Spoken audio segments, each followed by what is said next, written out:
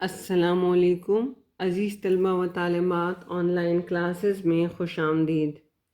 عزیز طلبہ و طالبات، ہمارا جو آج کا عنوان ہے وہ ہے میر تقی میر کی غزل نمبر 1۔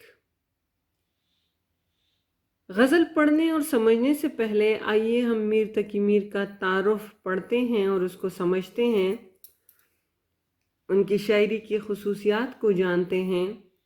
میر تقی میر 1721 میں پیدا ہوئے۔ میر تقی میر کو شہنشاہ غزل کہا جاتا ہے۔ میر کی شاعری کا بنیادی عنصر غم ہے۔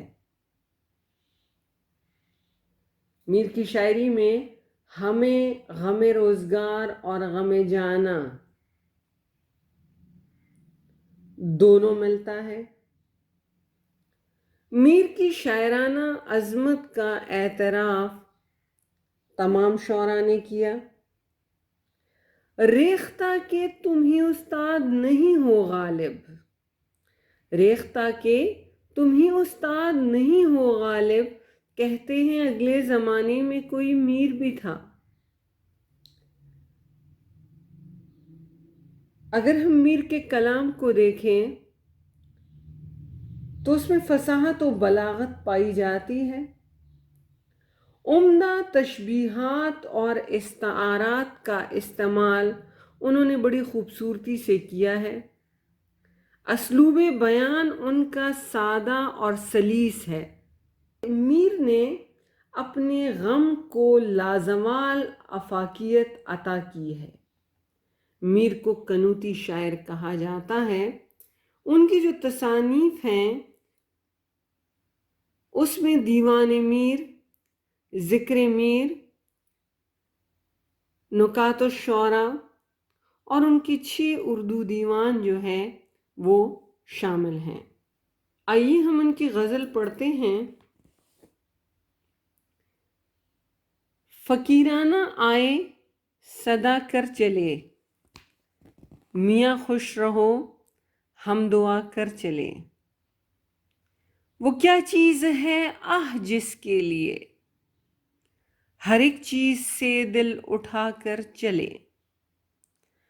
کوئی نا امیدہ نہ کر کے نگاہ، کوئی نا امیدہ نہ کر کے نگاہ، سو تم ہم سے منہ بھی چھپا کر چلے۔ دکھائی دیے یوں کہ بے خود کیا، دکھائی دیے یوں کہ بے خود کیا، ہمیں آپ سے بھی جدا کر چلے۔ جبھی سجدہ کرتے ہی کرتے گئی، حق بندگی ہم ادا کر چلے۔ پرستش کی یہاں تک اے بت تجھے، پرستش کی یہاں تک اے بت تجھے، نظر میں سبو کی خدا کر چلے۔ کہیں کیا جو پوچھے کوئی ہم سے میر، کہیں کیا جو پوچھے کوئی ہم سے میر، جہاں میں تم آئے تھے کیا کر چلے۔ عزیز طلبہ و طالبات، آئیے ہم پہلے شعر کی تشریح کرتے ہیں، اس کے مفہوم کو جانتے ہیں۔ فقیرانہ آئے صدا کر چلے، میاں خوش رہو ہم دعا کر چلے۔ فقیرانہ آئے یعنی فقیر کی طرح آئے، صدا صدا کر چلے یعنی آواز لگائی اور چل پڑے۔ میاں خوش رہو ہم دعا کر چلے، میاں مراد لوگو۔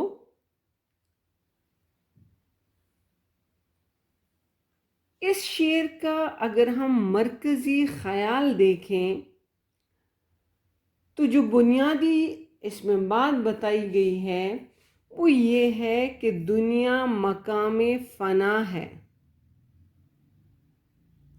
دنیا مقام فنا ہے۔ اگر ہم اس شعر کے مفہوم کو دیکھیں تو مفہوم کچھ اس طرح سے ہے کہ میر کہتے ہیں کہ میں فقیروں کی طرح آواز لگاتا ہوں، सदा लगा देता हूं और सदा लगाकर दुनिया वालों को खुश रहने की दुआ देता हूं।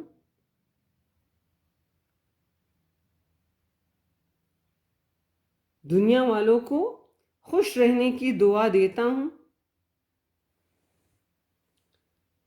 इसकी तशरीह कुछ इस तरह से होगी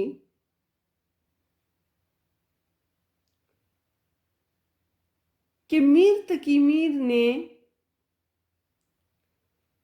इस शेर में हमें जिंदगी का निचोड़ बता दिया है कि ये दुनिया फानी है, इस दुनिया ने फना हो जाना है, खत्म हो जाना है। और मेरी मिसाल फकीर जैसी है। जैसे फकीर गली में आकर सदा लगाता है, कोई इसकी सदा सुनकर इसकी झोली को भर देता है, इसको दुआ देता है, और जो उसको कुछ नहीं देता उसको भी दुआ दे देता है। शायर कहते हैं कि मैं भी इस दुनिया में फकीरों की तरह आया, सदा लगाई और चल पड़ा। शायर कहते हैं कि अगर तुम मेरी इस बात को जो मैं कह रहा हूं इसको सुनोगे, इस पर अमल करोगे तो इसमें तुम्हारा ही फायदा है।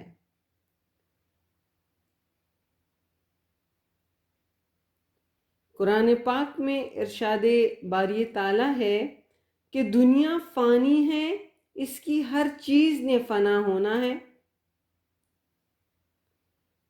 इंसान को अल्लाह ताला ने इस दुनिया में इसलिए भेजा है कि वो उसकी इबादत करे, अपनी आखिरत को संवारने की फिक्र करे, कोशिश करे कि अपनी आखिरत को संवारे। इसलिए मीर कहते हैं कि दुनिया में गाफिल होकर ऐशो इशरत की जिंदगी बसर करना और अपने मकसद हयात को भूल जाना गलत है।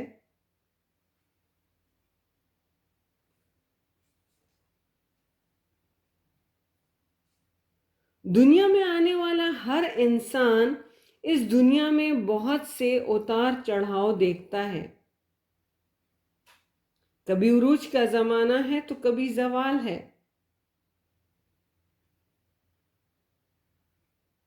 शायर कहते हैं कि दुनिया फानी है, हर चीज ने फना हो जाना है। इंसान इस दुनिया में आता ही जाने के लिए है। अल्लाह ताला ने इंसानों को और तमाम मखलूकात को अपनी इबादत के लिए पैदा किया है। अल्लाह ताला फरमाते हैं कि इंसान ने इस दुनिया में अपना मखसूस वक्त गुजार कर इस दुनिया से चले जाना है। एक न एक दिन उसने फना होकर रहना है। कुल्लु नफ्सुन जायकतुल मौत, हर नफ्स को मौत का जायका चखना है, क्योंकि एक न एक दिन सबको मौत आकर ही रहेगी। शायर कहते हैं कि आखिरत में आमाल के सिवा और कुछ भी काम नहीं आएगा। अच्छे आमाल किए होंगे तो आखिरत में यही अच्छे आमाल तुम्हारे काम आएंगे। इसीलिए शायर कहते हैं कि अपने दामन को नेकियों से भरो, क्योंकि आखिरत में तुम्हारे लिए निजात का जरिया यही बनेंगे। यही नेकियां जो है वो तुम्हारी निजात का जरिया बनेंगी। اور انہی کے ذریعے تمہاری بخشش ہوگی اور انہی کے ذریعے تم کامیابی پاؤ گے، یعنی جنت میں داخل ہو جاؤ گے۔ اس لیے نیکیاں کرو، اچھے اعمال اختیار کرو۔ شاعر یہاں پر بتاتے ہیں کہ میں تم لوگوں کو اپنی زندگی کا نچوڑ بتا رہا ہوں۔ اگر تم میری بات مان لیتے ہو تو اس میں کامیابی ہے، اور اگر نہیں مانتے تو تب بھی تمہاری مرضی۔ میرا کام تو کیا ہے کہ فقیرانہ آئے صدا کر چلے۔ میرا کام کیا ہے کہ فقیروں کی طرح آیا، صدا لگائی اور چل پڑا۔ اب تمہاری مرضی ہے کہ تم میری بات مانتے ہو یا نہیں۔ شاعر کہتے ہیں کہ جلدی کرو، کہیں ایسا نہ ہو کہ پھر بعد میں تمہیں پچھتاوا ہو۔ جگہ جی لگانے کی دنیا نہیں ہے، جگہ جی لگانے کی دنیا نہیں ہے، یہ عبرت کی جا ہے، تماشا نہیں ہے۔ بعد میں مایوسی سے بہتر ہے کہ ابھی موقع ہے۔ اپنے آپ کو، اپنے اعمال کو سنوارو، نیکیوں کی طرف راغب ہو جاؤ، برائی سے بچو، ورنہ آخرت میں مایوسی کے سوا کچھ بھی نہیں ملے گا۔ شاعر کہتے ہیں کہ ہر انسان نے اس دنیا سے چلے جانا ہے۔ ہر عروج اور بلندی کی آخری انتہا قبر ہے۔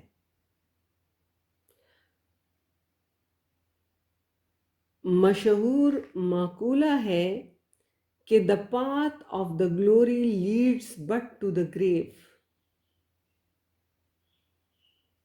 اگر ہم دنیا میں موجود اہم شخصیات کو دیکھیں تو کبھی جس کے نام کہ دنیا میں ڈنکے بجتے تھے، آج ان کی قبروں کے نام و نشان کا پتہ بھی نہیں۔ اس لیے میں کہتا ہوں کہ لوٹ آؤ اپنے اللہ کی طرف، اپنے راستے کو سیدھا کرو تاکہ تم صحیح منزل پر پہنچ سکو۔ انسان کو اپنے مقصد حیات کو جاننا چاہیے۔ اس لیے میں نے فقیروں کی طرح صدا لگائی اور چل پڑا۔ دنیا انسان کے لیے امتحان گاہ ہے۔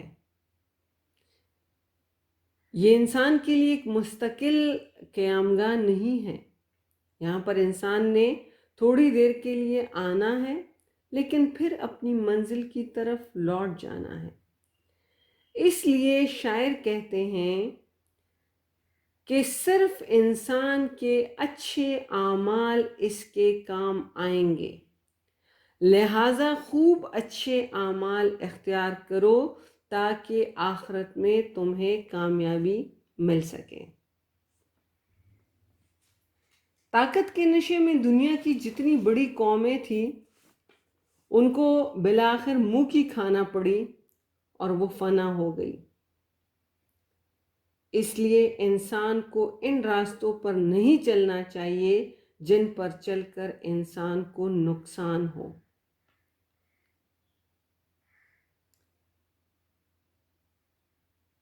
اگر ہم عزیز طلبہ و طالبات اس شعر کو مجازی رنگ میں دیکھیں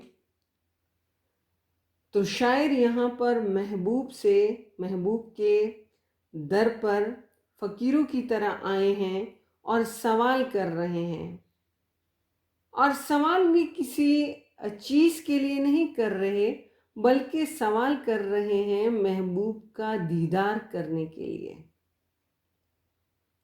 تو شاعر کہتے ہیں اگر تم اپنا دیدار میرے کشکول میں ڈال دیتے ہو تو میں دعا کروں گا اور آگے چل پڑوں گا۔